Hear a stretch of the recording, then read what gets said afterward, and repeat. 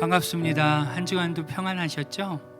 우리 각자 또 예배로 나오신 우리 성도님들을 축복합니다. 우리가 이 시간에 같이 한번 먼저 기도하며 나아갈 텐데요, 같이 기도할 때 하나님, 오늘도 우리가 각자의 처소에서 예배 드립니다.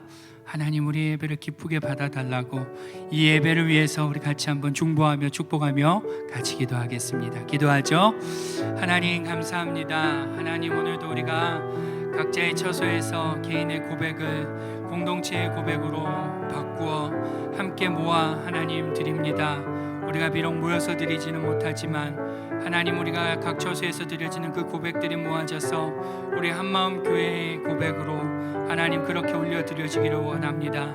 하나님, 이 예배 가운데 하나님 함께하여 주시고 주님 주인 되어 주시고 각자가 사모하는 만큼 주님 경험하는 시간 될 수 있도록 하나님 인도하여 주옵소서. 우리가 예배의 자리로 나아갈 때 영과 진리로 예배할 수 있는 시간 되게 하여 주시고, 주님을 사모하며 나아갈 때 하나님의 신령한 복과 은혜를 경험하는 시간 될 수 있도록 주님 주장하여 주옵소서. 하나님, 오늘도 병든 자 있습니까?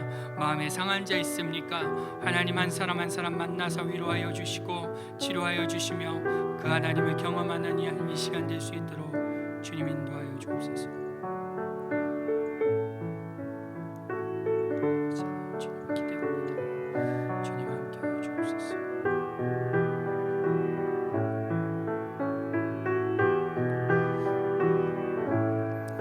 우리 다 같이 찬양으로 고백하며 나아가겠습니다. 이와 같은 때에 난 노래하네, 사랑을 노래하네. 주님께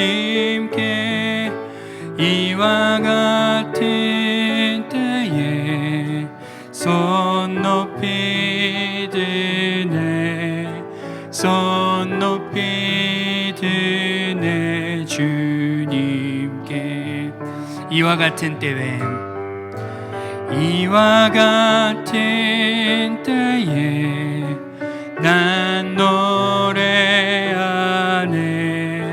사랑을 노래하네. 주님께 이와 같은 때에 손 높이 드네, 손 높이 드네. 주님께 다 같이 고백하죠. 주님 사랑합니다. 주님 사랑해요,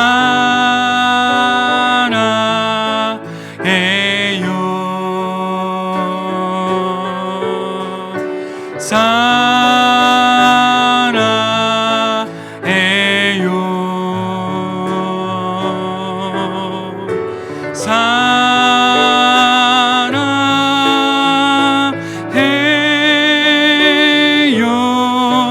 주님 사랑해요.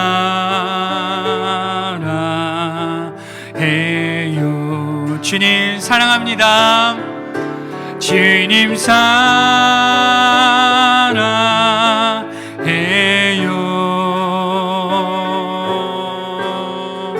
사랑해요,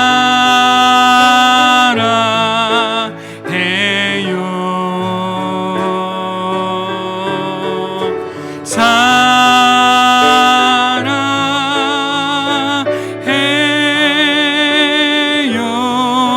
주님 사랑해. 우리 마지막으로 한 번 더 고백하죠. 주님 사랑해요. 주님 사랑해요,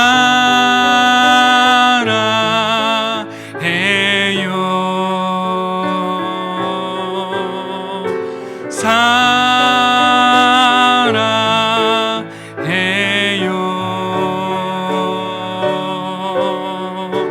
사랑해요.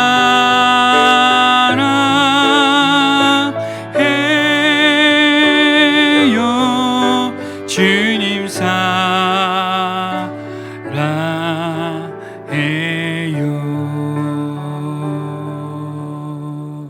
아멘.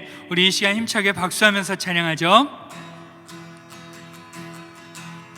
주 안에서 기뻐해, 주 안에서 기뻐해 주님 주신 기쁨으로 기뻐하라.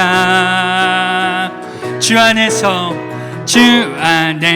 기뻐해 주 안에서 기뻐해 우리의 힘은 주를 기뻐하는 것. 다시 한번 해볼까요? 주 안에서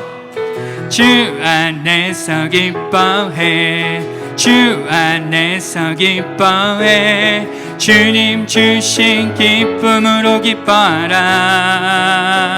주 안에서 기뻐해 주 안에서 기뻐해 우리의 힘은 주를 기뻐하는 것. 기뻐 춤을 춥시다. 기뻐 춤을 추며 크게 소리 높여 살아계신 주의 이름 내 마음 다해 찬양해. 주를 바라볼 때 새 힘 주시리. 우리의 힘은 주를 기뻐하는 것. 다시 한번 고백하죠. 주 안에서 기뻐해 주 안에서 기뻐해 주님 주신 기쁨으로 기뻐하라. 주 안에서 기뻐해 주 안에서 기뻐해 우리의 힘은 주를 기뻐하는 것. 아멘. 기뻐 춤을 추며 크게 소리 높여 살아계신 주의 이름 내 마음 다해 찬양해. 주를 바라볼 때 새 힘 주시리. 우리의 힘은 주를 기뻐하는. 기뻐 춤추며 춤을 추며 크게 소리 높여 살아계신 주의 이름 내 마음 다해 찬양해. 주를 바라볼 때 새 힘 주시리. 우리의 힘은 주를 오늘 한 번 더 해보죠. 주 안에서 기뻐합시다. 주 안에서 기뻐해 주 안에서 기뻐해 주님 주신 기쁨으로 기뻐하라. 아멘. 주 안에서 기뻐해 주 안에서 기뻐해 우리의 힘은 주를 기뻐하는 것. 아멘. 다 같이 하죠. 기뻐 춤을 추며 크게 소리 높여 살아계신 주의 이름 내 마음 다해 찬양해. 주를 바라볼 때 새 힘 주시리. 우리의 힘은 주를 기뻐하는 것. 기뻐 춤추며 춤을 추며 크게 소리 높여 살아계신 주의 이름 내 마음 다해 찬양해. 주를 바라볼 때 새 힘 주시리. 우리의 힘은 주를 우리 마지막으로 한 번 더 하죠. 기뻐 춤추며 춤을 추며 크게 소리 높여 살아계신 주의 이름 내 마음 다해 찬양해. 주를 바라볼 때 새 힘 주시리. 우리의 힘은 주를 우리에게 힘 주신 하나님께 영광의 박수를 돌립시다. 할렐루야. 아멘. 아멘. 우리 하나님은 우리에게 힘 주시는 하나님이십니다. 믿으시죠? 아멘. 오늘 우리 그 하나님께 사랑한다고 고백하며 나아가죠.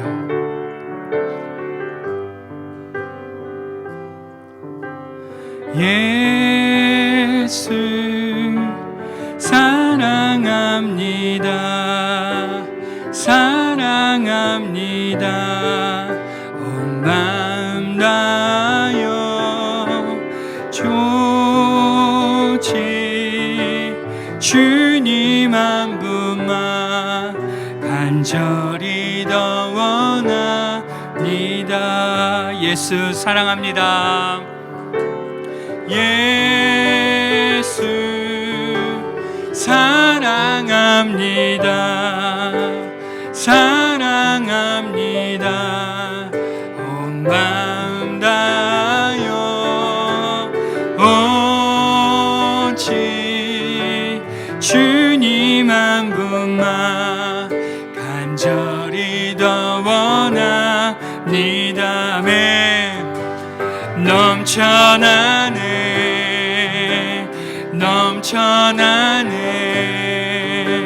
주를 향한 내 속에 갈망이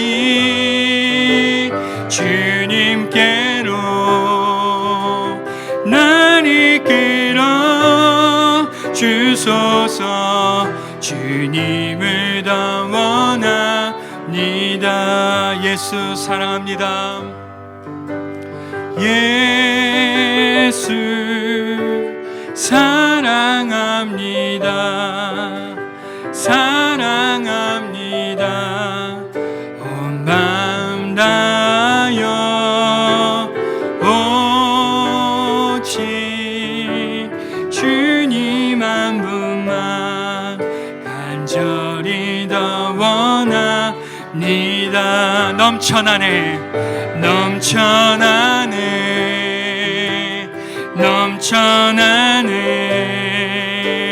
주를 향한 내 속에 갈망이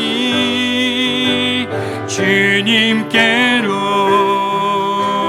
날 이끌어 주소서. 주님을 더 원하 다 같이 고백하죠. 넘쳐나네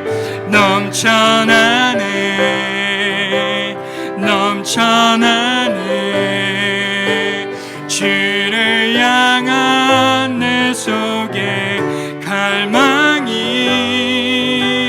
주님께로 날 이끌어 주소서.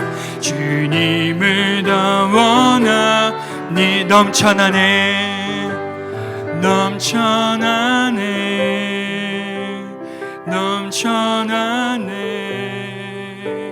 주를 향한 내 속에 갈망이 주님께로 날 이끌어 주소서. 주님을 더 원합니다.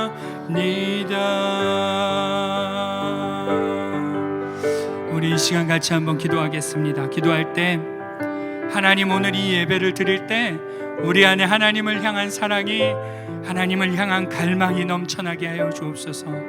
하나님, 우리가 하나님의 말씀을 들을 때 우리 안에 잠들어 있던, 묻혀있던 그 마음이 다시금 깨어나게 하여 주옵소서. 주님을 향한 갈망으로, 주님을 향한 원함으로 하나님 충만한 시간 되게 해달라고 우리 같이 한번 기도하며 나아가겠습니다.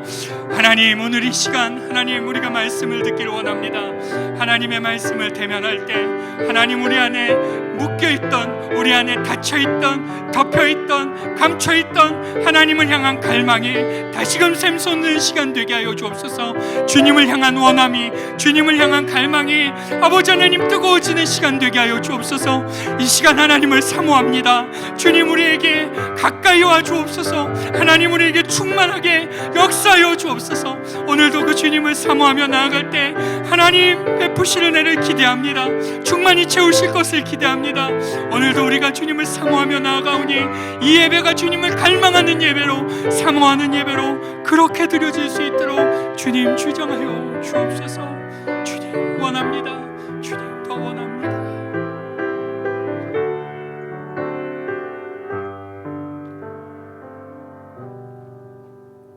사랑해 주님 감사드립니다. 오늘도 주님 앞에 나와 말씀을 들으며 또 예배하며 우리의 마음을 드립니다.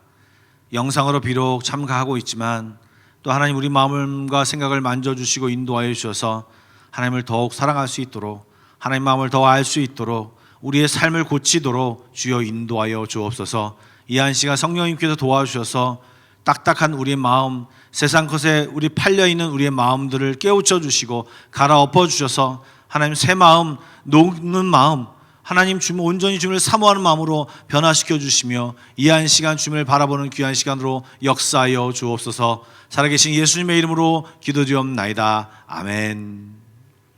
오늘 우리에게 주신 하나님의 말씀은 로마서 8장 35절부터 39절의 말씀입니다. 제가 가진 신약성경 251쪽입니다. 로마서 8장 35절부터 39절 말씀을 제가 봉독하겠습니다. 여러분 성경 말씀을 보시면서 따라와 주시면 감사하겠습니다. 누가 우리를 그리스도의 사랑에서 끊으리요? 환난이나 공고나 박해나 기근이나 적신이나 위험이나 칼이랴. 기록된 바 우리가 종일 주를 위하여 죽임을 당하게 되며 도살당할 양같이 여김을 받았나이다 함과 같으니라. 그러나 이 모든 일에 우리를 사랑하시는 이로 말미암아 우리가 넉넉히 이기느니라. 내가 확신하노니 사망이나 생명이나 천사들이나 권세자들이나 현재일이나 장래일이나 능력이나 높음이나 깊음이나 다른 어떤 피조물이라도 우리를 우리 주 예수 그리스도의 안에 있는 하나님의 사랑에서 끊을 수 없으리라. 아멘. 여러분 오늘 사실은 세 가지 성경 공부의 두 번째 시간을 가지고 여러분과 좀 나누려고 하는데요. 이 시간도 좀 길어서 두 시간으로 나눴습니다. 이번 주와 다음 주로 나눴는데요. 여러분들 이 시간을 통하여서 정말 내 신앙을 점검하고 또 하나님이 나를 향하신 어떤 계획 같은 것들을 다시금 기억하는 그런 시간을 되기를 간절히 원합니다. 여러분 혹시 최근에 받은 선물이 어떤 것인가? 가장 최근에 누구로부터도 좋습니다. 그 선물이 어떤 것인가 한번 생각해 보시겠습니까? 예. 저는 어떤 선물이 있나 잘 모르겠습니다. 예. 옷 선물을 받았던 것 같은데. 예. 그렇다면 이 선물을 받을 때 얼마나 좋습니까? 선물을 주는 사람도 기분이 좋지 않습니까? 그런데 이렇게 사람에게서 또한 나를 사랑하는 아내나 또 남편 또 자녀 부모로부터 친지로부터 선물을 받는 것도 굉장히 좋은데 우리는 하나님으로부터 선물을 받았고 또 계속 받고 있지 않습니까? 성경에서 하나님은 우리에게 주신 선물이 있다고 하는데 성경을 보시면 이 하나님의 선물이 너무 많이 나오는데 그 하나님의 선물을 오늘 발견하기 원합니다. 그 선물을 수많은 선물 중에서 최고의 선물을 발견하는 시간이 되기를 원합니다. 여러분도 혹시 성경을 읽으시면서 지금 이게 무슨 소리인지 잘 모를 때가 많이 있습니다. 제가 사실 우리 백 목사님과 함께 이 어떤 한마음교회만의 컨텐츠를 개발하려고 지금 노력하고 있는데요. 그 중에 하나가 어떻게 하면 성경을 잘 읽을 수 있을까 이런 것을 고민하는 내용인데요. 오늘 그 내용이 사실은 오늘 말씀 중에 준비가 되어 있습니다. 무슨 말이냐? 성경에는요 하나님의 선물이 소개되어져 있습니다. 그런데 이 성경을 잘 이해하려면 이 성경 안에 있는 역사를 좀 아는 것이 중요합니다. 어떤 흐름으로 이것이 되어 있는지를 잘 알면 성경에서 자기 자신이 어디 부분을 읽고 있는지를 놓치지 않습니다. 그러면 조금 지루하고 조금 이해가 되지 않는 부분에 내가 있더라도 지금 이 부분에 내가 있구나라는 것을 알므로 인해서 성경을 잘 읽어낼 수 있는 것입니다. 여러분 성경의 처음에 어떤 부분이 나옵니까? 하나님이 천지 창조를 하시는 부분이 나오죠. 6일 동안 하나님이 천지를 창조하시고 7일째 되는 날에 하나님이 안식하셨죠. 그래서 유대인들은 이 안식한 날을 안식일로 지키죠. 저희들은 주일을 지킵니다. 주일은 그 안식일을 지키는 것이 아니라 주님이 부활하신 날 또 이 날을 기억하여서 우리가 주일날로 섬기고 있습니다. 어쨌든 하나님이 천지 만물을 창조하시고 이 사람들을 아담과 하와를 지으시고 이 두 사람을 에덴 동산에 두었습니다. 그런데 이 두 사람이 잘못해서 하나님이 따먹지 말라고 하는 선악과를 따먹었죠. 그러면서 죄가 인간에게 들어오게 되었습니다. 이 선악과의 내용은 나중에 다시 한번 여러분께 설명을 해드리려고 합니다. 이렇게 죄가 들어옴으로 인해서 이 죄가 유전이 됩니다. 죄가 우리의 인간의 삶 가운데를 점령해 버립니다. 여러분 그 첫 번째 아들이었던 가인이 어떻게 됐습니까? 가인이 아벨을 죽였습니다. 그리고 가인은 이 가정에서 추방되었습니다. 하나님께서 이 범죄한 가정들을 새롭게 하시려고 셋이라고 하는 아들을 또 주셨습니다. 하나님의 이 셋을 통해서 하나님의 그 계보가 흐르러져 갑니다. 사람들이 많아졌습니다. 그런데 사람들이 또 죄 가운데 빠졌어요. 그래서 하나님이 도저히 보고 있지 못하여서 이제 창세기에 보면 이제 노아의 사건이 나오지 않습니까? 이 물로 홍수로 이 사람들을 다 진멸하는 그런 사건이 일어납니다. 하나님이 8명만 살리시고 나머지는 온 세상의 인구를 다 죽이십니다. 그렇게 8명으로 살려가지고 이제 다시 새롭게 역사를 시작하고 너희들이 이제 믿음으로 살아라, 하나님 앞에서 살아라 하면서 이들을 잘 다독거리며 또 하나님이 새로운 명령을 주셨어요. 이 온 땅에 충만하라, 번성해라. 그런 최초의 아담에게 주었던 그 명령을 주고 나서 사람들이 흩어져 갔는데, 사람들이 시날 평지에 모여서 인구가 많이 늘어났죠. 이제 그곳에서 바벨탑을 쌓습니다. 이 내용이 창세기 11장에 나옵니다. 그들이 하는 얘기가 뭐냐? 우리의 힘을 내자. 그리고 흩어지지 말자. 이 모든 것이 다 하나님의 명령에 반대되는 거예요. 무슨 말이냐? 하나님의 영광을 위해 살아야 되고 하나님의 이름을 높이며 살아야 되는데 또 흩어져서 번성하고 이렇게 사방에 하나님 다스림을 다스리며 살아야 되는데 흩어지지 말자. 이 모든 것이 하나님의 명령에 반대되는 것으로 나오고, 그리고 바벨탑을 쌓은 이유가 하나님을 반역하는 모습으로 나타내졌습니다. 하나님 어떻게 하십니까? 언어를 혼잡하게 하면서 서로 소통을 못하게 하면서 그들을 흩어놓으십니다. 12장에 넘어가면 아브라함이 등장합니다. 이제 하나님께서는 작전을 바꾸셨다고 할까요? 어떤 한 사람을 택하셔서 그 믿음의 사람을 보이시면서 그 사람을 통해서 축복받는 모습을 보면서 다른 사람으로 하여금 하나님을 믿는 사람이 어떻게 사람을 살아가는가를 바라보면서 그들도 하나님을 사모하게끔, 그들도 하나님을 믿게끔 만들려고 이 아브라함을 택하셨어요. 아브라함이 믿음의 조상으로서 아들 이삭, 또 전달돼서 야곱이요, 그 다음에 그 아들 요셉까지 믿음의 계보가 이어지고 있습니다. 여러분 아시는 대로 이 요셉은 애굽으로 갔죠. 하나님의 인도하심을 따라 애굽에서 애굽 총리가 되었습니다.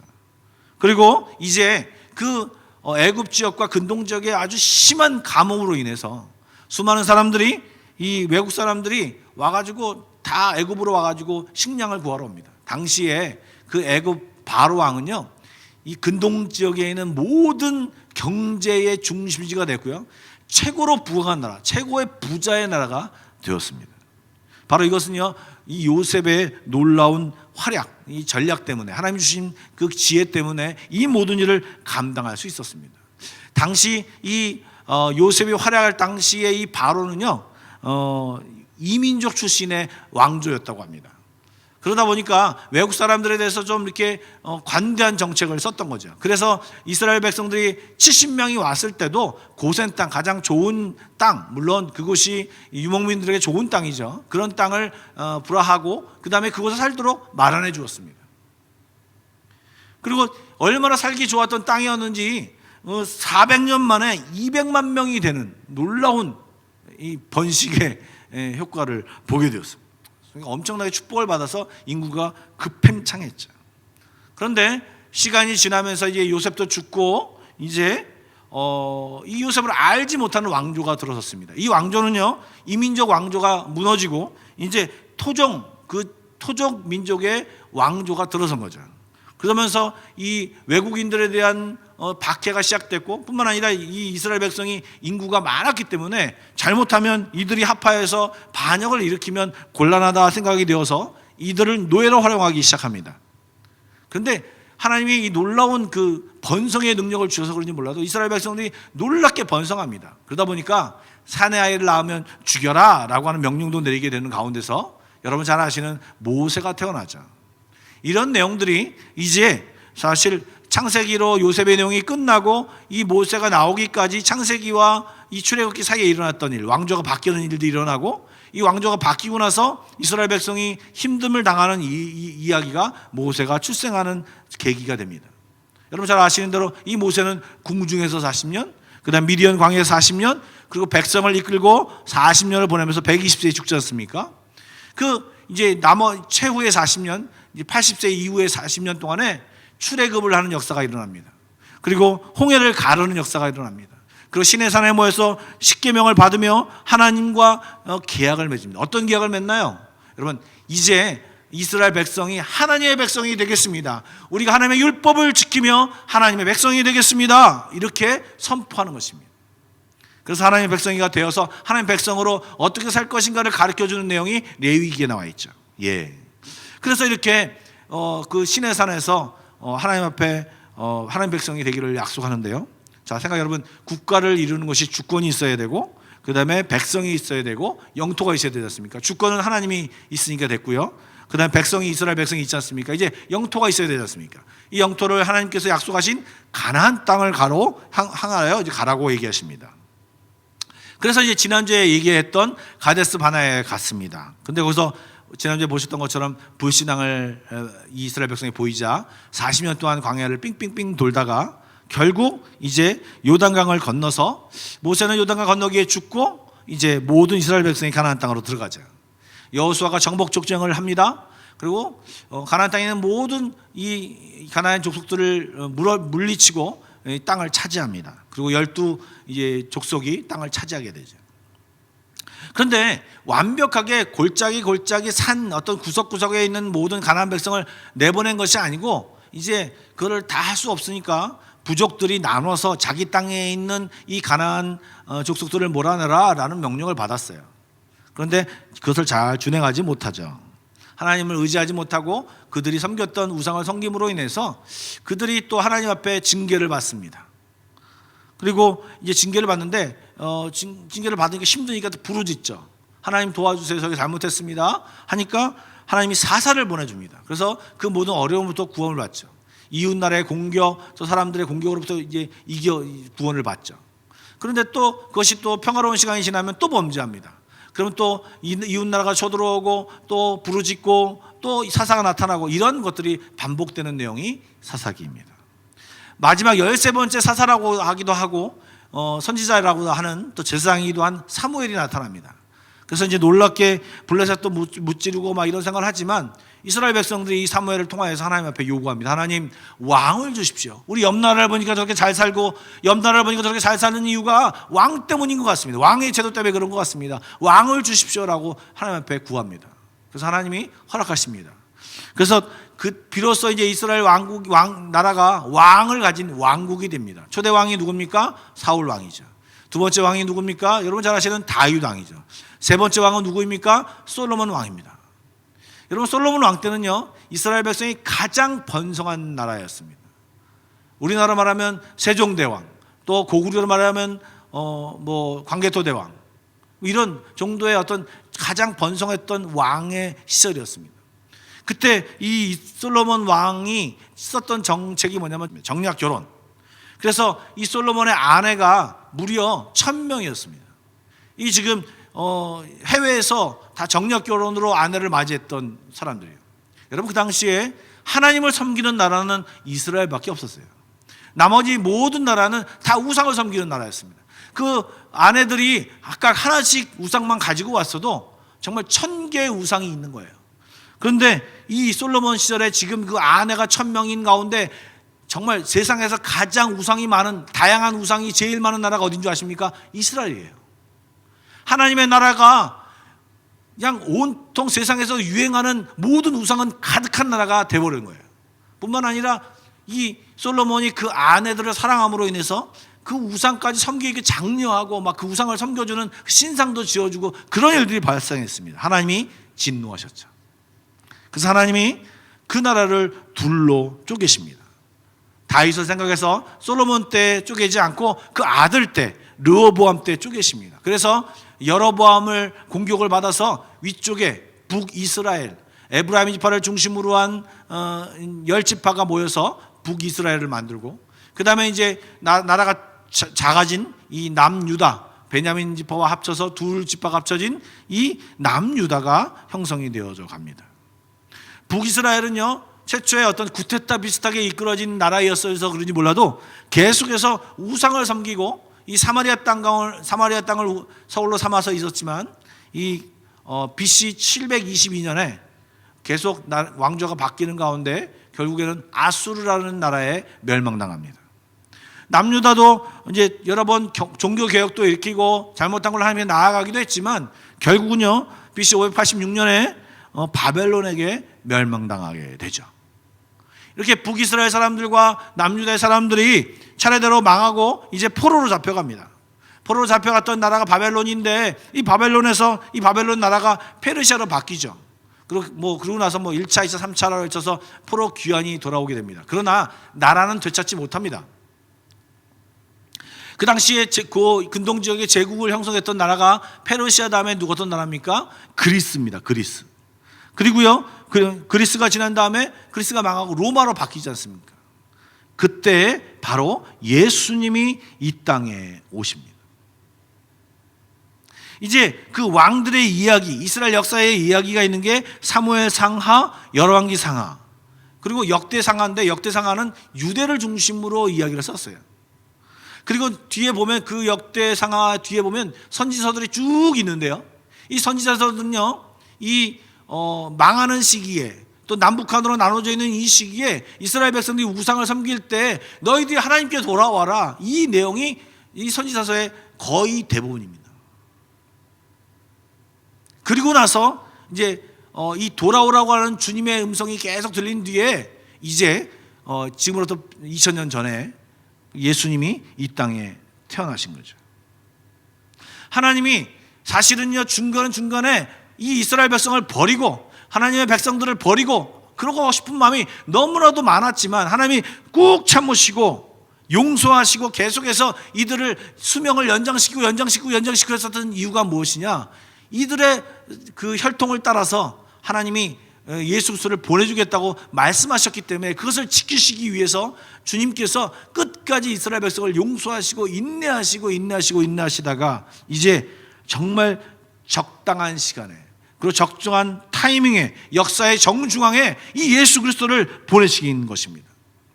그냥 보내신 것이 아니라 하나님이 계획하시고 준비하시고 참고 정말 중요한 시간에 예수 그리스도를 타이밍에 보내주신 것이죠.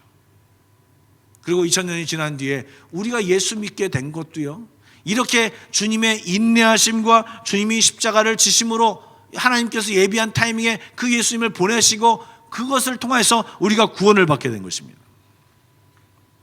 십자가를 지심으로 죄 용서 사건이 있었기 때문에 그것을 믿기 때문에 우리에게 구원이 주어진 것이 아닙니까? 이것이 바로 하나님이 인류에게 준 최고의 선물인 것입니다. 다른 여러 가지 축복으로 가지고 선물 주신 것도 있지만 하나님이 온 인류의 죄를 사해 준 사건, 우리가 영원히 죽을 수밖에 없는 저희들이지만 주님을 믿음으로 천국을 소유하고 하나님 나라에 갈 수 있고 영원한 생명을 소유할 수 있는 이 선물을 주신 것이 바로 주님의 놀라운 선물인 것입니다. 그런데요, 우리가 이것을 알고 있지만 한 가지를 잘 모르는 것이 있습니다. 여러분, 어떻게 예수를 믿게 되셨습니까? 옆집 아줌마가, 친구가, 또 때로는 우리 부모님으로부터 교회 가라 이렇게 해서 혹시 여러분 교회 나왔다고 생각하십니까? 예, 물론 최종 결과는 그거일 수 있습니다. 그러나 여러분, 복음을 그렇게 여러분이 간단히 받은 것 같지만 실제로는 그렇게 간단히 받은 것이 아니라고 하는 것입니다. 유사일에 하나님이 준비하시고 또 참으시고 반역하는 그 인간들 사이에서 주님께서 참으시고 이 인간들을 그 배반하는 그들을 바라보면서도 참으시고 다 엎어버리고 싶은 마음이 있으셨겠지만 하나님께서 우리를 사랑하심으로 인해서 그 배반하는 그 사람들을 용서하시고 사랑함으로 끝까지 인내하신 뒤에 우리 예수 그리스도를 보내시고 이것을 이루신 것입니다. 여러분, 혹시 프로포즈를 받을 때 또 어떤 이벤트를 받아보신 적이 있으십니까? 제 생에는 별로 그렇게 많이 그런 걸 해본 적이 없는데 이 드라마를 보니까 여러분 프로포즈 할 때 물론 이게 너무 구태의연한 방법이긴 하지만 차 트렁크에 풍선을 가득 채우고 트렁크를 딱 열었더니 풍선이 날아가면서 나와 결혼해 주세요 이런 거. 그리고 제가 가장 저건 너무 심했다라고 생각했던 건 뭐냐면 그 여자가 분이 이제 사무실에서 근무하고 있는데 그 리프트를 타고요. 그 사무실 그 창 있는데 나와 결혼해줘 하고 그렇게 하는 것은 좀 너무 좀 심했던 것 같습니다. 어쨌든 여러분 이런 선물을 받으면 참 좋지 않습니까? 왜요? 그 선물을 준비한 사람의 마음과 또 선물을 준비하면서 그 받은 기쁨과 그것을 받으면서 유익하는 것을 이거 너무 좋지 않습니까? 여러분 이런 잠깐 또 며칠, 몇 달 이렇게 준비한 것이 아니라 주님은 몇천 년을 준비하셔서 우리 예수 그리스도를 준비하셔서 우리에게 보내신 것이에요. 그리고 예수님을 보내시고도 이 2000년이 지난 뒤에 우리가 받을 수 있었던 것은요, 그 복음이 그냥 바로 이렇게 전달돼 가지고 우리가 알게 된 것이 아니라 거기에는요 피가 흘렀어요. 복음을 전하려고 이 나라에서 피를 흘리고 저 나라에서 피를 흘리고 우리나라에 들어오면서도 피를 흘렸어요. 여러분 대동강에 처음 선교사가 들어와서 이 성경책을 전해주는데 여러분 토마스 선교사가 성경책을 전해줘서 지저스 이 얘기를 하면서 그 말이 하고 사람 죽었어요. 그렇게 해서 전달된 이 성경책을 통해서 예수 그리스도가 우리에게 전달된 것입니다. 그냥 전달받은 것 같고 옆집 아저씨가 얘기한 것 같은 그런 이 복음이 우리 친구에게 들은 이 복음이 우리 부모에게 전달받은 이 복음이 그런 피로 그런 준비로 그런 놀라운 역사를 통해서 우리에게 전달되었다고 하는 것을 여러분 꼭 기억해야 되는 것입니다. 이 복은 값진 것입니다. 이 복음은 놀라운 핏부림이 있어서 우리에게 전달되는 것이라는 것입니다. 그리고 뿐만 아니라 놀라운 대가를 지불했다는 것입니다. 여러분 혹시 존 큐라는 영화를 아십니까? 제가 지금 이 시간 영화를 한 편 소개하려고 합니다. 그걸 뭐 줄거리를 다 얘기하려다 보니까 시간도 많이 가고 또 정확히 전달이 안 될 것 같아서 제가 유튜브에 있는 이 존 큐 영화를 기독교식으로 이렇게 편집을 한 것이 아니고 그 영화를 리뷰를 하는 것을 제가 그냥 여러분에게 보여드립니다. 여러분 영상을 먼저 보시고 한 8분 정도짜리 되는 영상인데요. 이 영상을 한번 보시고 얘기를 좀 나누려고 합니다. 예, 한번 보시죠. 여러분 안녕하세요. 오늘은 덴젤 워싱턴 주연의 부성애를 자극하는 영화 존 큐를 소개해드리겠습니다. 주인공 존 큐는 아내와 아들과 함께 행복한 삶을 살고 있습니다. 그러나 경기가 좋지 않아 회사에서는 근로시간을 줄이고 아무리 열심히 일을 해도 돈이 부족한 상황입니다. 다행히 아들은 일찍 철들었고 기독교 신자인 이들은 가난했지만 화목하게 살고 있습니다. 어느 날 학교 야구 경기 중 아들이 갑자기 쓰러집니다. 존 큐와 아내는 한 번도 이런 적이 없는 아들에 당황해하며 급히 병원에 데려갔는데요. 주치의와 병원 관계자는 존 큐 부부에게 아들이 당장 심장 이식 수술을 하지 않으면 살아날 가망이 없다는 청천벽력 같은 소식을 전합니다. 게다가 수술 비용도 25만 달러로 만만치 않은 금액인데요. 지금도 아껴가면서 평범한 생활을 유지하는 존 큐에게는 너무나 큰 금액입니다. 병원 관계자는 병원이 자선기관이 아니니 치료를 원한다면 일단 어느 정도의 금액은 선 납부를 해야 가능하고 나머지 금액은 후지급해줘도 된다고 말했습니다. 존 큐는 고려할 것도 없이 아들을 치료하기로 하고 보험회사를 찾아가지만 보험회사에서는 이것저것 보장이 안 된다며 약 2만 달러밖에 받아오지 못했습니다. 정부 지원금도 받을 수 없고 신청서를 제출하려다 줄을 잘못 서는 바람에 처음부터 다시 줄을 서가면서 겨우 신청서를 제출했는데 결국 무정하게 거절당하고 맙니다. 어쩔 수 없이 존 큐는 집에 가전제품을 내다 팔고 빌릴 수 있는 돈을 전부 빌려옵니다. 교회에서도 모금한 돈을 이들 부부에게 줬지만 아직도 많이 부족했습니다. 친구는 TV 프로그램에 제보하라 제안했지만 시청자들이 자극적이지 않은 존 큐 부부의 일에 관심이 없다며 결국 TV 프로그램에서도 거절당하게 됩니다. 이날 아내는 병원에서 선불금을 지급하지 못한 관계로 아들을 퇴원시켜야 한다며 남편 존 큐에게 전화를 걸어 자초지종을 말했습니다. 존 큐는 주치의를 찾아 조금만 더 시간을 달라 부탁해보지만 주치의는 단칼에 거절해버립니다. 그는 마지막 수단으로 주치의를 인질로 잡고 아들의 수술을 진행할 병원을 점거해버립니다. 하지만 존큐는 다른 사람들에게는 전혀 위협을 가하지 않았는데요. 심지어 길을 물어보는 환자에게서 걸려온 전화를 받고 친절히 답해주기도 했습니다. 구급차가 데려온 응급 환자도 치료를 받게 했습니다. 물론 병원에는 CCTV가 있어 출동한 경찰들은 바로 응급실을 포위해버렸는데요. 병원의 경비원은 어디에 있냐고요? 움직이기 많이 불편해 보이는 이 사람이 바로 경비원입니다. 단판 전문가는 존큐에게 전화를 걸었고 존큐는 아들의 이름을 심장수술 대기자 명단에 올려달라 요구했습니다. 밖에서는 우선 아내 인질이 안전한지를 확인했고 존큐의 요구를 들어주는데 시간이 걸린다는 핑계로 기다려야 한다고 말했습니다. 그들의 생각을 알리 없는 존큐는 기다리기로 하는데요. 그 후 존큐는 전혀 위협하지도 않고 치료가 필요하면 치료도 하게끔 하면서 응급실의 인질들과 대화를 나누게 되고 다들 존큐의 딱한 사정을 알게 됩니다. 인질들은 그를 동정하며 사회가 책임져야 하는 부분을 개인이 부담하게 하는 사회의 불합리적인 제도를 비난하기도 했습니다. 밖에서는 경찰국장이 현장에 도착했고 어쩌면 이 사건에 공을 세우고자 투입된 건지도 모릅니다. 존큐는 아이를 데리고 있는 곧 출산할 부부를 배려해 풀어주기로 합니다. 이때 인질 중 한 명이 그를 공격했고 둘은 몸싸움이 벌어졌는데 인질남의 여친이 나서서 존큐에게 도움을 줍니다. 남자가 평소에 여자한테 잘 대해주지 않았나 봅니다. 밖에 기자들은 금방 나온 인질 부부를 인터뷰하고 그들은 존큐가 좋은 사람이라고 말했습니다. 한편 단판 전문가는 존큐의 아내를 찾아갔습니다. 병원 관계자는 그녀에게 무료로 수술을 시켜주겠다 말하기까지 하는데요. 존큐의 안타까운 사건은 그의 친구와 기자들에 의해 점차적으로 퍼지기 시작했고 많은 사람들이 현장에 모여들었습니다. 경찰국장은 존큐의 요구를 무시한 채 침입해 들어가 죽은 자는 말을 못하니 존큐를 사살하라는 지시를 내립니다. 이어 그들은 존큐와 그의 아내가 통화를 하게 하고 아내는 병원에서 아들을 수술시켜주기로 했다며 매우 기뻐했는데 존큐는 인질극을 그만하기로 결정합니다. 이때 특수경찰이 잠입에 성공하여 존큐는 총에 맞게 됩니다. 마침 외부에 있던 기술자가 신호를 해킹하여 존큐의 인질극은 세상의 실시간으로 알려지기 시작했습니다.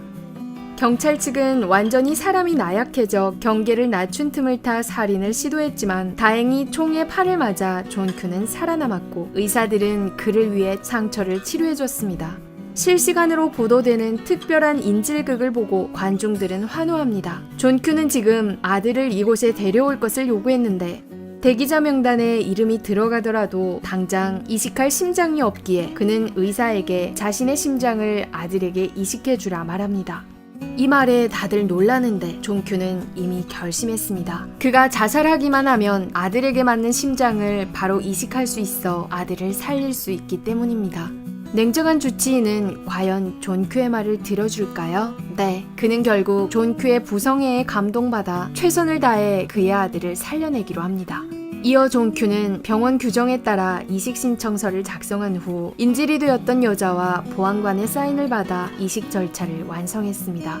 그리고 존큐는 아들과 마지막 인사를 합니다. 지금이 아니면 언제 또 인사를 건넬지 모르니까요.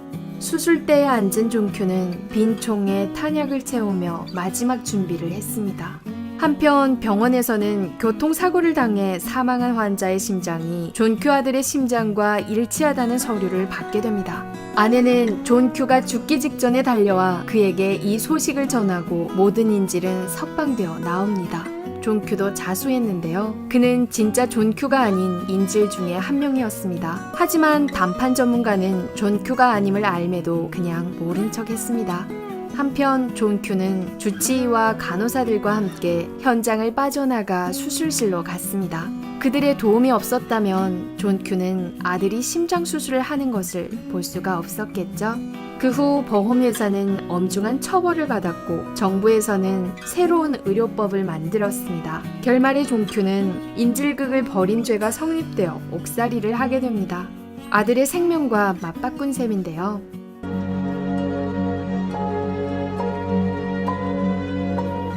영화는 이렇게 끝이 납니다. 2002년에 개봉한 이 영화는 감성이 폭발한 영화로 무엇이 주인공 존 큐를 그런 상황으로 몰고 가는지를 생각하게 되는 영화였습니다.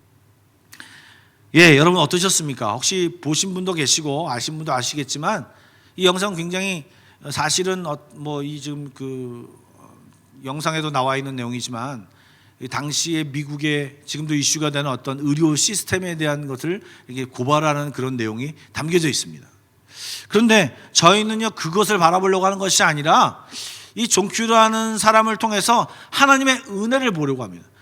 그 아들을 마이크를 살리려고 아버지가 심장을 떼어주려고 자기 머리에 총구를 대고, 그리고 물론 다행히 그 사람이 나타나서 교통사고자가 나타나서 그 심장이 전해짐으로 인해서 이 아들을 살리려고 하는 이 아버지의 노력을 그린 그 영화를 통해서 우리가 깨달을 수 있는 것은요, 이것이 지금 영화를 보여주듯이 성경에 그 내용이 적혀져 있다고 하는 것입니다. 즉 이 영화를 통해서, 성경을 통해서, 예수 그리스도를 통해서 우리를 구원하시려고 자기 아들을 죽이신 그 내용을 소개하고 있는데요, 왜 이것을 소개하고 있냐? 온 인류를 구원코자, 온 인류를 생명을 연장코자, 지옥으로 가지 않고 지옥불에 떨어지지 아니하고 우리의 이 생명을 영원히 누릴 수 있도록 우리의 인류를 구원하고자 예수 그리스도를 이 땅에 보내신 것을 성경에 기록하고 그것을 믿으라고 알라고 얘기하는 것을 바로 성경에 있는 것이고, 지금 이 아버지의 사랑을 그린 내용이 바로 그 내용이라고 하는 것입니다.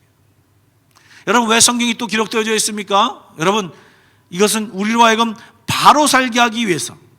왜 예수 그리스도를 보내셨습니까? 우리로 하여금 온전히 살게 하기 위해서 예수 그리스도를 보내주셨습니다. 여러분 만약에 이 영화 내용을 한번 좀 생각해 보겠습니다. 여러분 심장을 구해지지 못하고 결국 이 존 큐가 죽어서 이 존 큐의 심장을 이 아들에게 주어졌다고 생각을 해보십시오. 그럼 아들이 좀 충격을 받을까봐 그걸 숨겨가지고 이제 아들이 모르고 살아났다고 하는, 아빠가 그 과정 속에 죽었다라고 하는 것을 하면서 이제 했다고 한번 생각해 보시죠. 근데 이 아이가 좀 더 자라서 오토바이 타고 폭주족이 됐다고 생각해 보십시오. 그리고 자기 마음대로 살아가고 보통 그 할렘가의 뒷거리에 있는 그 흑인들처럼 이 아들이 변하면서 살았다고 생각해 보십시오. 여러분 이 사정을 알고 있는 여러분들이 그 아들 마이클을 만났다고 생각해 보십시오. 뭐라고 얘기하시겠습니까? 여러분 얼마나 속상하겠습니까? 야, 네 아버지가 살아야 될 세상, 이 세상인데 네 아버지가 이 세상에 살지 않고 그 심장을 떼어가지고 네 가슴 안에 아버지 심장을 박은 거야. 이것을 알려주고 싶지 않겠습니까? 그러면서 뭐라고 하겠습니까? 그러니 좀 똑바로 살아. 이 얘기를 하고 싶은 마음이 스물스물 나타나지 않겠습니까? 똑같습니다. 여러분 우리가 죽을 수밖에 없는 우리들이 예수의 심장으로 예수님을 죽이고 그 피로 우리가 영원한 삶을 얻게 되었습니다. 우린 죽을 수밖에 없는 상황이었어요. 그런데 우리가 살아나게 된 것이에요. 그렇다면 우리의 삶이 이 마이크가 아까 물론 가정한 거지만 마음대로 우리 마음대로 우리가 하고 싶은 대로 살아간다면 그것은 이 모든 사실을 알고 있는 사람들이 뭐라고 얘기하겠습니까? 누가 어떤 것이 얘기를 들어서가 아니라 마땅히 살아야 될 사람이 무엇입니까? 이 아버지의 마음을 알고 아버지의 그 마음을 알아서 열심히 사는 것이 마땅하지 않겠습니까? 우리가 하나님의 사랑을 입었다면, 우리가 하나님의 사랑을 받아서 놀라운 생명을 얻게 되었다면 우리의 삶이 변화되어야 되는 것이 마땅하지 않겠냐 하는 것입니다. 바로 그것을 알게 하기 위해서 성경이 기록되어져 있고 또 그리스도의 사랑이 전파되어서 우리가 그런 삶을 살도록 그리스도가 죽으셨다고 하는 것입니다. 뿐만 아니라 왜 성경이 기록되어져 있습니까? 그런 내용이 적혀졌겠습니까? 우리가 죄인임을 알게 하기 위해서라는 것입니다. 여러분 좀 이렇게 우리가 죄인이라는 걸 알게 한다 그러면 조금 기분이 나쁘시지 않습니까? 사실 좀 그렇습니다. 우리가 뭐 잘못했나? 맨날 잘못했대. 교회 오면 맨날 우리 보고 죄인이래. 이런 얘기를 하게 되는 것입니다. 근데 여러분 잘 생각해 보시면요, 아까 그 장면에 나옵니다. Mom said I need a new heart. I'm going to die. You're not gonna die. Of course not. 이 아이들이 내 심장이 문제가 있어. 이 심장을 떼어내고 새로운 심장을 박으면 된대. 수술하면 된대. 이것이 뭐냐면 지금 죄를 인정한다는 것이 뭐냐면, 아빠, 나 심장에 문제가 있어. 내 심장에 문제가 있어. 이 심장이 그대로 놔두면 죽는데 아빠 도와줘. 이 얘기를 하는 것이 네가 죄인이라고 인정하는 것과 똑같다라고 하는 것입니다. 내 심장으로는 살 수가 없어. 내 심장으로는 이 생명을 연장할 수 없어. 영원히 죽을 수밖에 없어.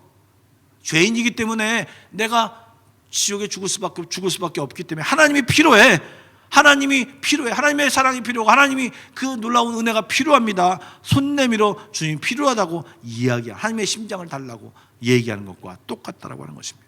그런데 만약에 우리가 나 심장 필요 없어, 수술도 필요 없어, 그러면 여러분 우리는 3일 만에 죽을 수밖에 없는 것입니다. 즉 우리가 3일 만에 죽을 수밖에 없는 것을 인정하고 주님이 필요합니다. 주의 심장이 필요합니다. 주의 능력이 필요합니다. 주의 사랑이 필요합니다. 주의 은혜가 필요합니다. 이것을 인정하는 것이 우리가 죄인됨을 알게 된다고 하는 거예요. 이 내용이 성경에 기록되어야 돼요. 예수 그리스도의 사랑을 통하여서 너희들이 알기를 원한다고 하는 것이 이 성경에 기록되어져 있다고 하는 것입니다. 뿐만 아니라 믿음의 확신을 갖기 위해 성경에 기록되어 있습니다. 예수를 믿어라. 너희들의 믿음이 그냥 너희들의 이 구원 사건이 단순히 기록된 것이 아니고 역사적으로 온갖 시간을 투자해서 하나님의 마음과 생각이 투자되어서 준비되고 전달되고 핏부림으로 전달된 것이 이 복음이라는 것을 알려주기 위해서 이 말씀이 기록되어져 있고, 그리고 이것이 반드시 그렇게 성취할 것이라는 믿음을 네가 굳건히 지켜라. 굳건히 예수를 믿어라. 이 얘기가 요구되는 것이 바로 이 성경이라고 하는 것입니다. 뿐만 아니라 이런 영생뿐만 아니라 하나님을 믿음으로 인해서 우리에게 주신 놀라운 사랑과 하나님과 교제하고 하나님이 주신 놀라운 축복을 누리며 살아갈 수 있음이 이 성경에 기록되어져 있다라고 하는 것입니다. 여러분,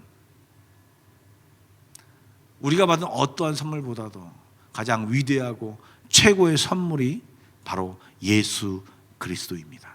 말씀드린 대로 이 선물은요, 그냥 우리가 받은 것이 아니라 몇천 년 동안 계획되어져 있던 선물이었습니다.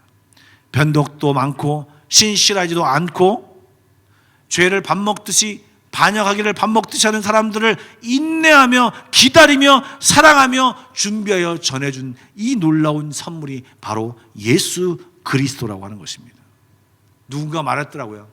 이 미친 사랑, 하나님의 사랑을 미친 사랑이라고. 왜 미친 사랑? 우리의 생각으로는 이해가 되지 않기 때문에 그렇죠. 이 미친 사랑으로 우리를 사랑하셔서 준비하신 것이, 최고의 선물로 준 것이 바로 예수 그리스도라고 하는 것입니다. 그리고 그 예수 그리스도가 2000년 전에 죽으셨고 우리에게 전달되기까지 수많은 무명의 또 이름이 있는 유명의 그리스도인들이 죽고 또 선교사로 파송되어서 애쓰고 노고하면서 전달돼서 온 것이 우리 복음이라고 하는 것입니다.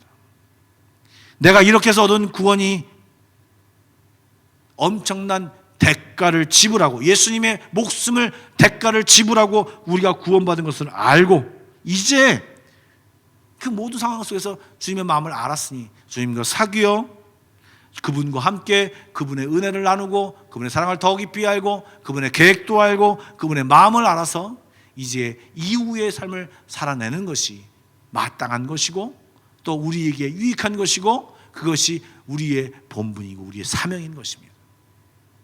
여러분, 어떻게 사실랍니까? 오늘 말씀을 듣고 우리들의 마음과 생각을 좀 정돈하고 하나님을 깊이 생각하는 이 시간이 되기를 원합니다. 다 같이 기도하시겠습니다. 기도하실 때 하나님, 나는 그 하나님의 사랑을 받은 자처럼 살고 있는지요? 하나님, 그 사랑을 받고 감사하며 살고 있는지요?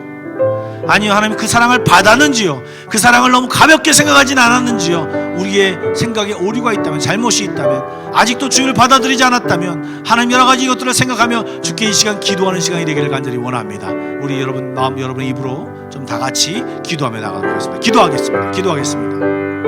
사랑해 주님 감사드립니다. 오늘 말씀을 통하여서 여러 가지 것들을 보았습니다. 하나님, 그 오랜 시간 동안 수많은 사람들이 반복되는 죄악과 반역과 실수와 하나님 몰라주는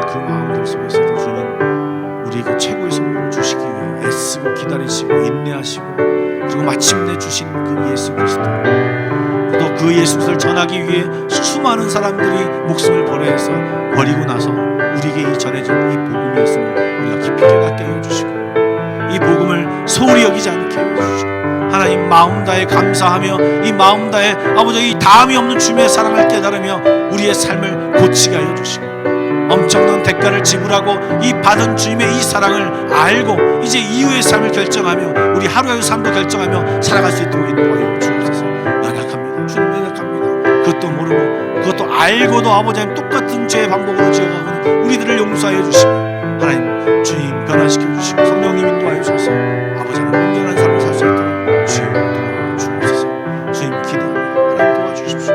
하나님 용서해 주십시오. 하나님 감사합니다. 하나님 감사합니다. 하나님 주십시오. 사랑해 주님 감사드립니다. 오늘도 이 말씀을 통하여서 그 어떤 것도 우리를 향하신 하나님의 사랑을 끊을 수 없다라고 하는 말씀처럼 하나님이 태초부터 지금까지 그 사랑을 변함없이 우리를 사랑하심을 다시 한번 깨닫습니다. 하나님 그 놀라우신 사랑을 주었사온데 우리가 그 사랑을 바로 알게 하여 주시고 그 사랑에 맞게끔 행동하게 하여 주시고, 하나님 그 사랑을 전하며 살게 하여 주시고, 주님 만나는 그날까지 하나님 주에 열심히 살 수 있도록 주여 인도하여 주옵소서. 성령님 도와주십시오. 주님이 주신 놀라운 은혜 가운데 더 깊이 들어가게 하여 주시고, 주님이 주신 놀라운 축복이 엄청나게 더 많음을 발견하며 감사하며 살아갈 수 있도록 축복하여 주시옵소서. 이제는 우리 주 예수 그리스도의 은혜와 하나님 아버지의 놀라우신 사랑하심과 성령님의 감화감동 교통하심이 하나님의 놀라우신 그 사랑을 깊이 묵상하며 깨닫게 하여 주시고, 그 사랑에 감동하여 그 사랑에 알맞는 행동으로 살아가기를 다짐하는 모든 성도들 머리 위에, 가정과 이 한마음교회 위에 지금부터 영원까지 함께 하시기를 간절히 축원하옵나이다. 아멘.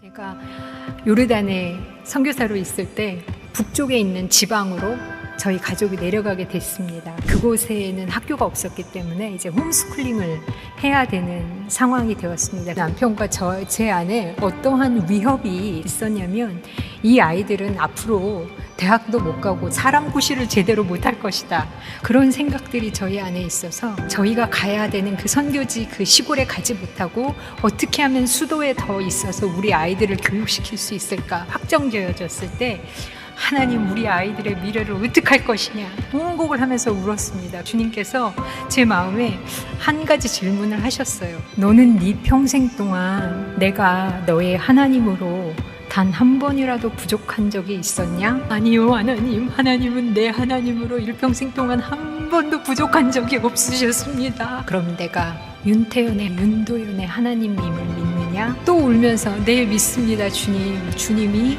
내 아이의 하나님임을 믿습니다라고 고백하는 그 순간에 갑자기 하나님이 내 아이의 하나님이시지, 그 완벽하신 살아계신 하나님이 내 아이들의 하나님이라면 내가 이렇게 슬퍼할 이유가 없겠구나라는 마음이 확 들면서 기쁨이 제 안에 넘치면서, 그래 주께서 어떻게 인도하시나 보자 라는 그러한 소망이 생겼습니다. 왜 이렇게 우리는 하나님을 온전히 신뢰하기가 어려울까요? 왜 나는 하나님을 오랜 동안 믿고 교회에서 봉사도 열심히 하고 그래도 정말 믿는 사람이라고 말할 수 있는데 왜 이렇게 내가 처한 상황에 또 사람들에게 휘둘리는 걸까요? 그것은 애초에 우리가 하나님을 신뢰할 수 없는 저주받은 옛 아담의 본성을 가지고 태어난 자들이기 때문입니다. 우리가 당하는 대부분의 고난은 어쩌면 내가 전적으로 부패하고 전적으로 무능한 존재임을 진심으로 인정할 때까지 스스로 자초하고, 때로는 주께서 의도적으로 허락하시어 우리 인생에서 계속해서 이 모양 저 모양으로 있어진 것일 수 있습니다. 우리는 여러분 날마다 변화되고 날마다 조금씩 나아질 수 있는 사람들이 아닙니다. 우리는 날마다 죽어야 되는 사람들입니다. 날마다 예수 그리스도의 생명으로 살아나야 되는 사람들입니다. 그래서 신뢰의 삶을 사는 사람들은 오늘의 두려움에 대면해야 됩니다. 내 스스로 무언가 할 수 있다고 죄에 죄를 더하게 하는 나의 옛자의 본성을 매일매일 십자가 죽음에 내어주고 하나님의 사랑과 은혜 앞에 나가야 합니다. 어떻게 해요? 하나님을 신뢰하심으로요.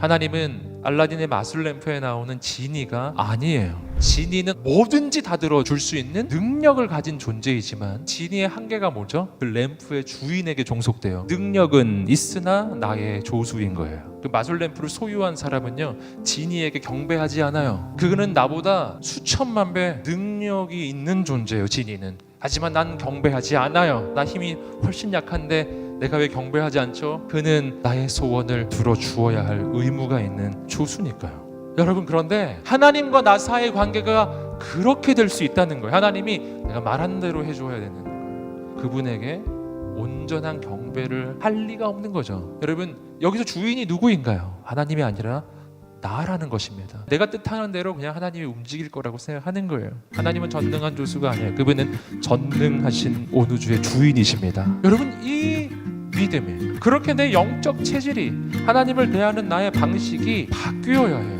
흔히 하는 얘기 있잖아요.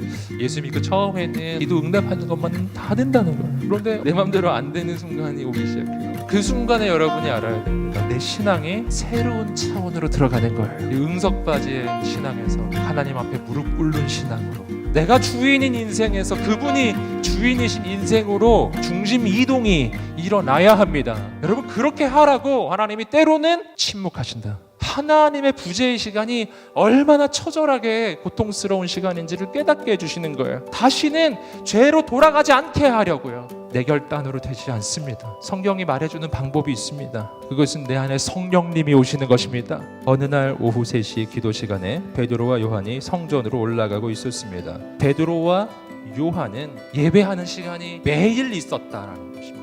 바로 이어지는 구절이, 나면서부터 걷지 못했던 사람이 베드로와 요한을 만나서 일어나 걷게 되는 장면이 있어요. 베드로와 요한이 담대하게 이야기해요. 내게는 은과 금이 없지만 그러나 내가 내게 있는 것으로 내게 주노니 곧 나사렛 예수 그리스도의 이름으로 일어나 걸으라. 여러분, 내게 예수님이 있다는 걸 이들이 어떻게 알게 됐을까요? 예배하니까요. 매일 주님을 만나니까요. 주님에 대한 강력한 확신이 생기는 거예요. 여러분, 오늘 우리의 인생 가운데 매일매일 개인적으로 하나님을 만나는 기도의 시간이 확보되어야 합니다. 예배는 눈에 보이지 않지만 살아서 역사하시는 하나님께서 임하시는 자리입니다. 그래서 예배의 능력이 있어요. 예배 받으시는 하나님은 능력이 있으시기 때문입니다. 그분은 온 우주의 주인이십니다. 그래서요, 변화는 예배에서 시작되는 것입니다. 나는 예배하고 하나님께서 일하시는 거예요. 이것이 우리 신앙생활의 바른 구도입니다. 예배를 시작하십시오. 하나님 앞에 엎드리십시오. 내가 하는 게 아니에요. 하나님께서 이루시는 것입니다.